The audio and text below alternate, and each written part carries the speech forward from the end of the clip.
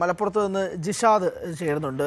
ജിഷാദ് വളാഞ്ചേരി. ജിഷാദ്, നമ്മൾ കേരളം ഒട്ടാകെ ഇപ്പോൾ കോട്ടയത്ത് നോക്കി, കോഴിക്കോടൊക്കെ നോക്കിയപ്പോൾ പോലും അങ്ങനൊരു സാഹചര്യം ഇല്ല, മഴ നിലവിലില്ല. അവിടെ എങ്ങനെയാണ് മലപ്പുറത്ത് സാഹചര്യം? എങ്ങനെയാണ്? മഴ ഇപ്പോഴും പെയ്യുന്നുണ്ടോ അതോ ആശ്വാസകരമാണോ?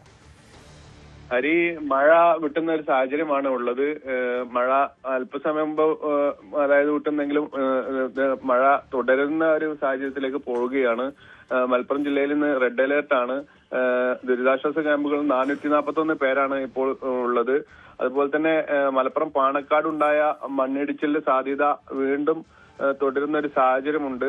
ആളുകളെ സുരക്ഷിത കേന്ദ്രത്തിലേക്ക് മാറ്റിയെങ്കിലും പ്രദേശത്ത് മണ്ണിടിയുന്ന സാഹചര്യമാണ് രൂപപ്പെട്ടിട്ടുള്ളത്. അപകട സാധ്യത നിലനിൽക്കുന്ന മേഖലയിലെ 100-ലധികം ആളുകളെയാണ് ഇപ്പോൾ മാറ്റി പാർപ്പിച്ചിട്ടുള്ളത്. ഇന്നലെ തന്നെ ഇവരെയെല്ലാം മലപ്പുറം പാണക്കാട് സ്കൂൾ ക്യാമ്പിലേക്ക് മാറ്റിയിരുന്നു. പ്രദേശം കേന്ദ്രീകരിച്ച് അശാസ്ത്രീയമായ മണ്ണെടുപ്പും പാറപ്പൊട്ടിക്കലുമാണ് ഈ അപകടത്തിന് കാരണമെന്ന് കണ്ടെത്തിയിട്ടുണ്ട്. അതുപോലെ തന്നെ നഗരസഭയും ജിയോളജി വകുപ്പും നൽകിയ അനുമതി കാലാവധി കഴിഞ്ഞിട്ടും ഈ പ്രവർത്തനം തുടർന്നതായിട്ടും അതായത് അധികൃതർ കണ്ടെത്തിയിട്ടുണ്ട്. ഈ പാത ഇപ്പോൾ പൂർണ്ണമായും അടച്ചിരിക്കുകയാണ്. മലയോര മേഖലയിലെല്ലാം മഴ മാറി നിൽക്കുന്ന ഒരു സാഹചര്യമുണ്ട്.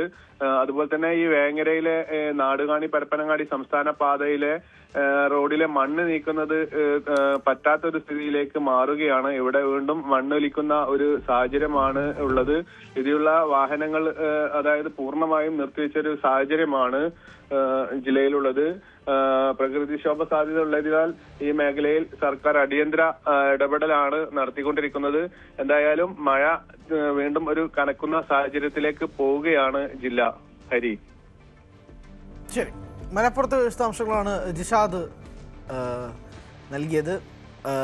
എന്തായാലും മലപ്പുറത്തെ നിലവിലത്തെ സാഹചര്യം അങ്ങനെയാണ്. എന്തായാലും കൂടുതൽ വാർത്തകൾക്ക് news 18 Keralam YouTube channel subscribe ചെയ്യുക.